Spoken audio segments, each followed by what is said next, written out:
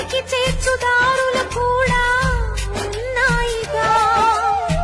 భారమెంతో ఉందని బాధపడకు నేస్తమా, బాధ వెంట నవ్వుల పంట ఉంటుందిగా.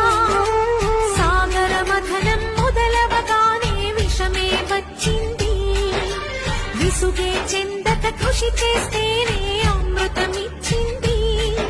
అవరోధాల దీవుల్లో ఆనంద నిధి ఉన్నది,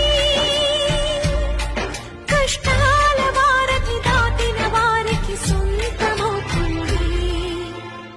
తెలుసుకుంటే సత్యమిది, తలచుకుంటే సాధ్యమిది.